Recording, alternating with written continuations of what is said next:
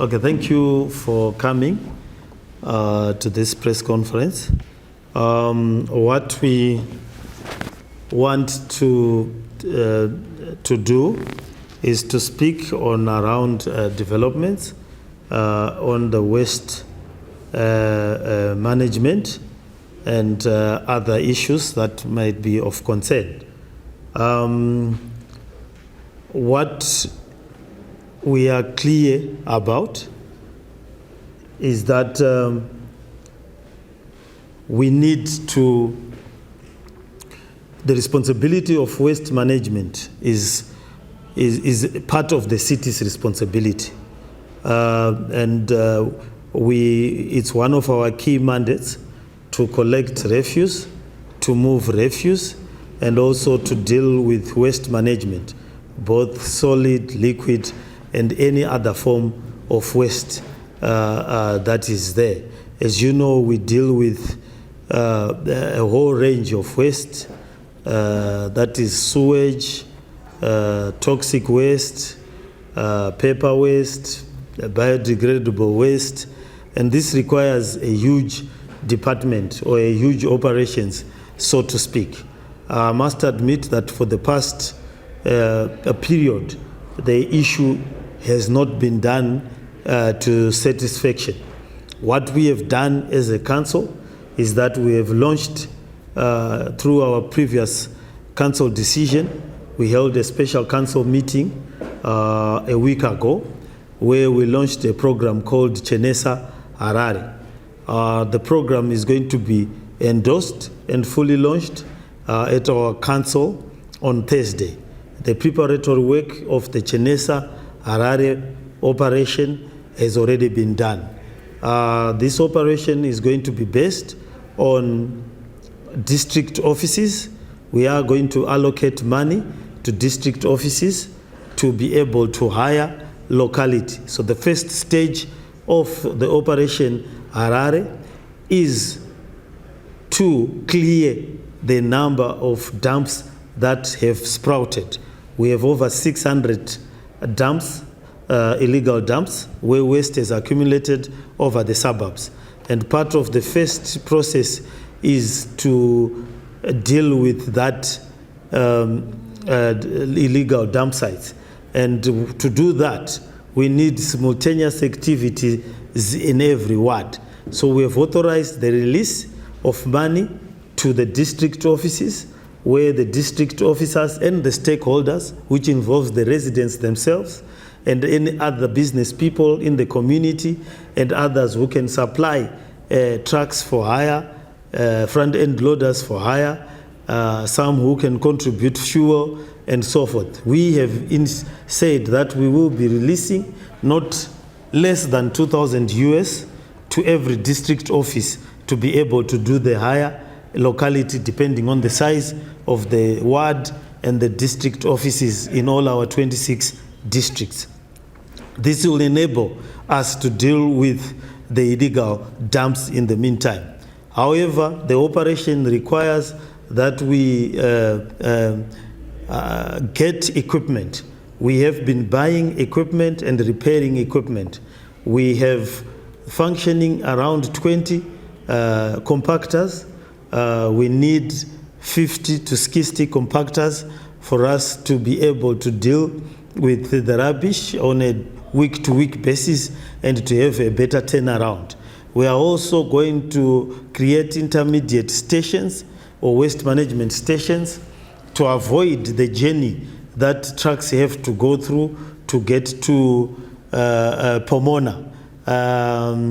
So the 20 trucks, so sometimes the furthest distance from Pomona, from our furthest suburb, can be 100 kilometers just going there and 100 kilometers going back.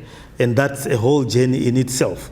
So we'll create intermediate sessions so that at least we can then use tipper trucks to move the rubbish. We have bought around 10 tipper trucks at the current moment for waste management, which are functioning, but we need more. We need about 20 tipper trucks and bigger size tipper trucks. We are also going to buy what are commonly known as the dumpsters, These are huge bins where people can, and that can be installed at strategic areas. We have been using ones that are smaller. We have put out to our manufacturers to make some which will be far much larger, so that at least we can have the rubbish collected, and also we are going to get trucks that will be able to move these new bins. And then also we need to put bins in and around the city center, so that people don't need to move with litter in their hands, or they end up throwing it down, and to produce a more frequent cycle of collecting those rubbish. The operation will also entail dealing with issues of policing. We are mulling into our next council the idea of creating a joint department with the Zimbabwe Republic Police and associated ministries, what we want to call tourist police force, a tourist police force, whereby they look at the various litter bylaws and laws that they can enforce. And we then seriously enforce these laws, and also deal with the issue of litter bags, and also the amendment of various laws that need to be amended for us to be able to change the culture within the city. After the blitz, we have equipment that's coming in, and we do hope that this equipment will then be able to create an environment where the rubbish does not pile up again, and that the districts, at each district level, they have an assortment of equipment, a tipper truck, a compactor, and other small equipment that will allow them to move.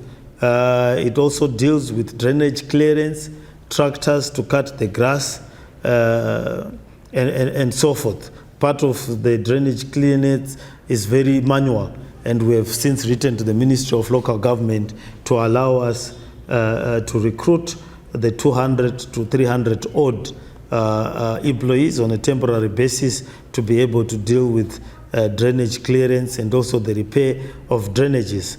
And also we are going to have an extensive media campaign that is going to be running with Operation Chenesa Harare, which is the issue to deal with attitudinal awareness, education, awareness of the laws, and also to be able to deal with issues that will change our attitudes in terms of how we deal with our waste. And these are the assortment of measures that we are going to put in place. I saw the announcement by the Ministry of Environment where they announced that after, I think, buying 2 trucks and some other odd equipment, the ministry made an announcement. We are being subjected to amateur hour by this announcement. The refuse management operation is a huge operation. It is one of our biggest fuel consumers. We have 20 pieces of equipment that are working. In terms of compactors, we need 46 more. Tipper trucks, we have around 10. We need 10 more. We have got compactors that have been stuck in South Africa, 15 of them, because we could not get the Reserve Bank, the foreign currency from the Reserve Bank. We have spoken to the minister and the RBZ governor for us to be able to get that foreign currency, to get the contractor to release those 15 trucks. So if there is money anyway, it's better used in giving the local authorities consent. If they had bought 20 trucks or 2 trucks, as they are saying, they were better off surrendering the trucks to the city of Harare or allowing us to use the trucks. What they are doing, it's like Potras complaining about Econet, and then Potras itself says it's now setting up a cell phone companies. EMA and the ministry are regulatory authorities, and they must stick to the issues of regulatory and enforcement of fines and the changing of behaviors of other things. If they get money or they get grants, that money is best used in terms of making sure that we augment the equipment that we have. They also made a rather strange suggestion that we hire equipment, or they will hire equipment and make us pay. That will not happen.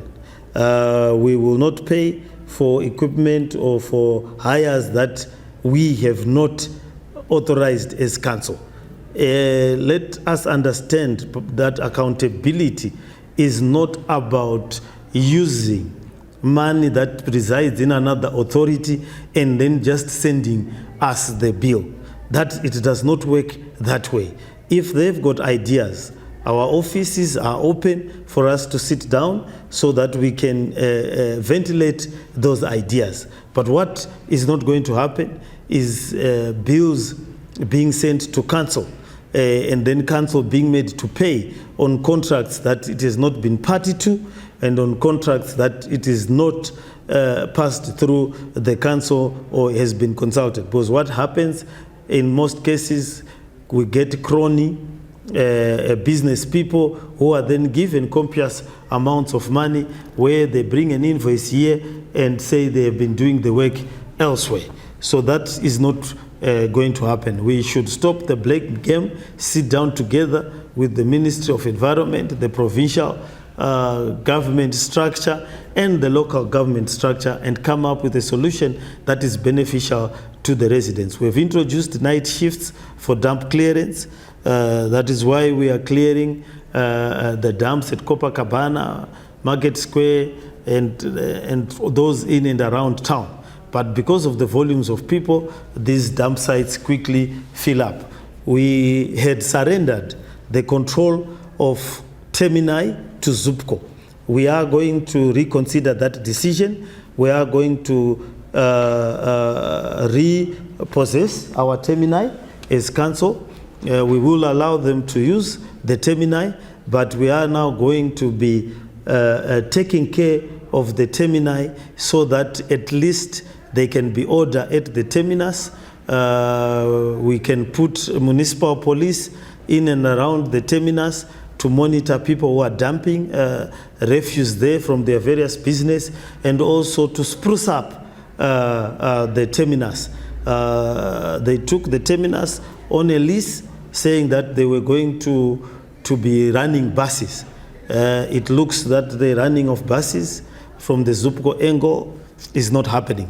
They are not maintaining the termini as they said they would, and therefore these are residents' properties.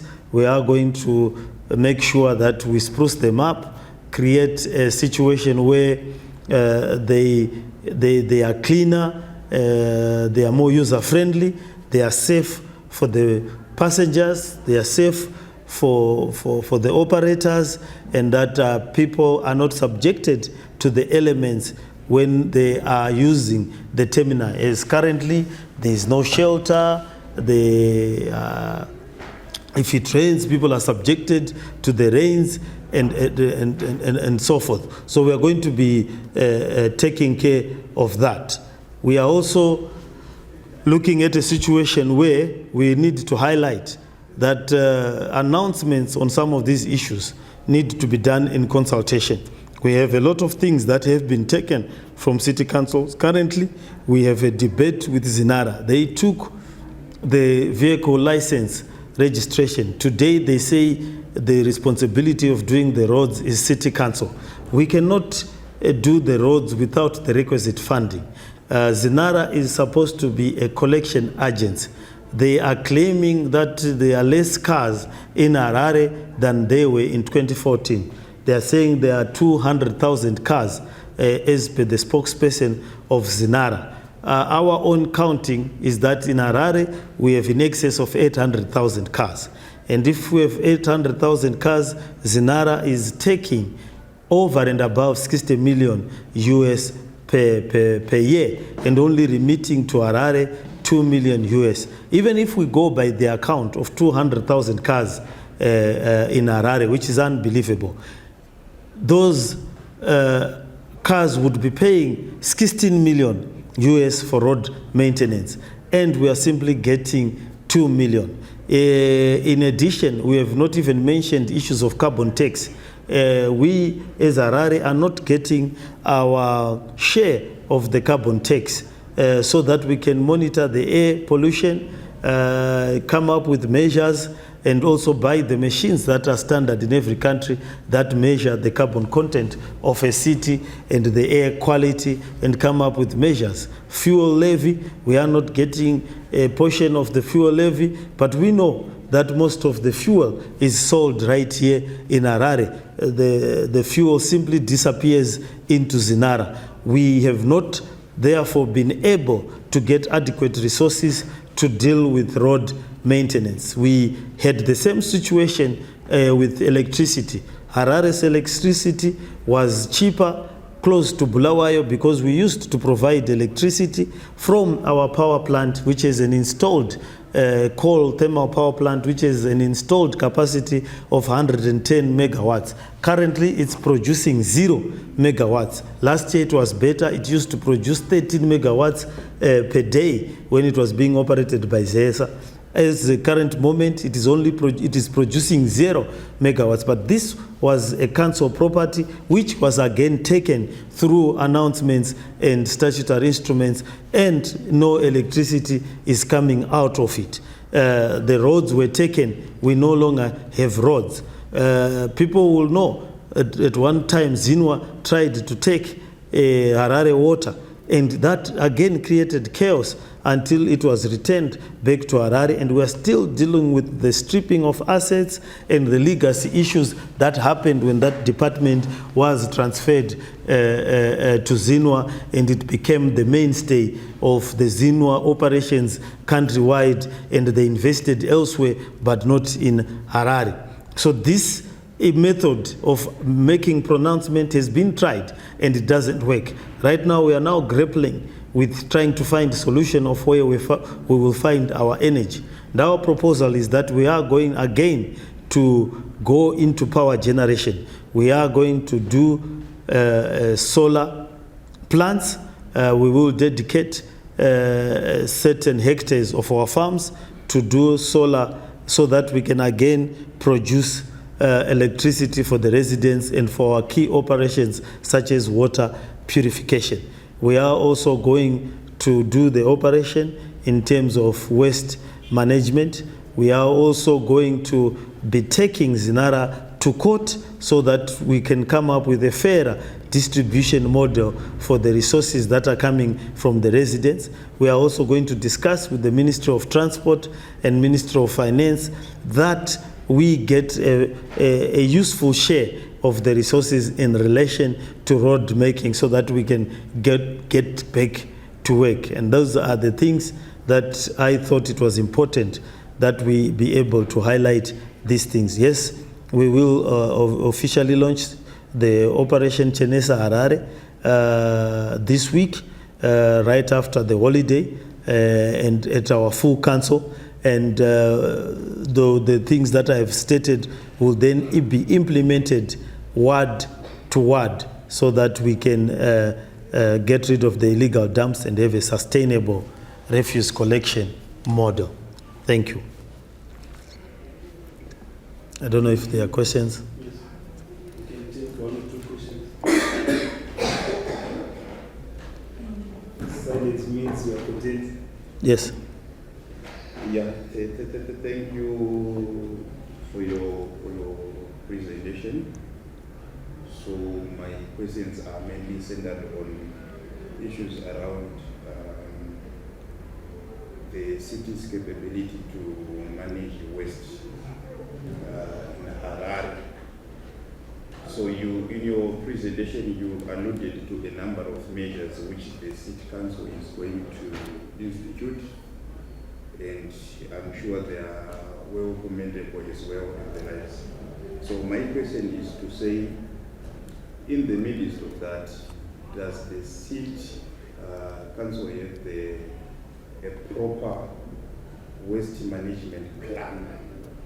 Meaning to say, all the measures which you were referring to and a number of initiatives which you intend to institute as part of the new measures, they can then be supported by a waste management plan. Only when we have a waste management plan, those measures can be in a position to be, to be instituted well. So I wanted to find out if there is a proper waste management plan for the city of Harare as of now. Yes, there is a proper waste management plan as of now. Part of what I'm saying is a derivative of that waste management plan. The full document will be availed at the full council that outlines the key tenets of the plan. Part of the plan for waste management is both the collection of the waste, the recycling of the waste, the separation of the waste, and then creating a sustainable way forward to ensure that it just doesn't lose. And we will try to also get the value that we can from the waste in not just treating it as waste. And that is our solid, our waste management process. So, look, we have budgetized it in the council budget. It's well connected. The budget has been approved by the Ministry of Local Government and the residents themselves, and it's very clear on how we are going to build up a waste management process. And it also speaks to the partnerships, public-private partnerships we need to go into, and also speaks to many other issues that are related to waste management and extracting value from that waste. So there is a solid plan which will be circulated and shared, and there will be a campaign to deal with the Chenesa Harare operation. Okay. Any other questions? Maybe still from me. Yes. Maybe others are still thinking. You also alluded to the issue where the Minister of the Environment made a public annonciation to say they will be now collecting waste in the city of Harare and the like. So I would like to find out if there was a point whereby there was some kind of some communications or some kind of bilateral talks between the city fathers and the Minister of the Environment, or it just happened outside the knowledge of the city council? Yeah, I don't know what he's talking about. That can't happen. You can't just wake up. What I understood from the article is that for some reason they were given money to buy 2 tipper trucks, isn't it? And some other equipment, I don't know what it was. And upon buying the 2 tipper trucks, they then announced that they were going to collect refuse in the whole of Harare. Harare is a big place, my brother. It's like a farmer buying 2 kettles which produce milk and then say, I'm now taking over dairy board. It does not make sense. We want to advise ministers to look at the press releases that are released from their offices and to manage their ministries as professional entities. It is irresponsible for one to make such imperious announcements where they were simply supposed to announce that they had bought some equipment. From my understanding, EMA is a regulatory body. It does not involve itself in the collection of refuse. It monitors all and everybody, public and private, who is polluting the environment and comes up with measures. And then secondly, it is a regulator. It's like Potras in the telecoms community. If it has problems with Econet, Potras doesn't come and say, I am now running Teleso. That's bizarre, as it were. They meet with the authority concerns, we come up with measures. The amount of money, the amount of fuel that is required on a single day to do refuse collection in Harare is mammoth. And for you to announce that you are going to do it, you create problems You create issues of payment. Residents stop paying because they believe someone is going to give money from somewhere. They believe that it's going to be done by someone. They are employees, they are experts. The installed employment thing is 700 employees. We have an installed capacity of about 500 employees in that department. Drivers, operators of heavy machinery, intermediary thing, fuel, it's consumed in huge quantities per day, liters. So these are huge operations. You don't just on a lazy Sunday eating groundnuts announce that you are now taking over the refuse collection because someone has made you buy 2 trucks. It's impossible. It can't happen. We are grappling with a huge thing. We need our devolution funds so that we could buy this equipment. We've bought pieces of equipment that I've been talking about without any intergovernmental grant, which is enshrined in the Constitution. If there was money to put in waste management, the Minister of Finance was best served giving us our devolution funds so that we could buy more trucks and make sure that we buy that which is fit for purpose. Then you not only have to pay the salaries of the workers that are collecting. You cannot say you are collecting private, you are going to hire private actors. We have employees that sweep the city every day. If you go right now outside this city, the roads, they are cleaned every day. Somebody woke up at 4 a.m. to clean up that city. So you cannot, as a ministry, be so cavalier to your job to make announcements that disrupt the whole ecosystem, because people stop paying, contracts are suspended, investors and other public-private partnerships stop because you've just made an announcement affecting a huge operation that we are doing as the city of Harare. We are pretty upset by these popcorn announcements by particular ministers who do not understand the thing that they are talking about, and more often do not even understand the mandate of what it is they are doing. You have to come and speak to the city authorities. They should take a leaf from the Ministry of Health. We work so well together in terms of the things that we are supposed to get to the Ministry of the Health. They will not make announcements about health. We run over 50 clinics in Harare. We employ over 300 health personnel. We get equipment.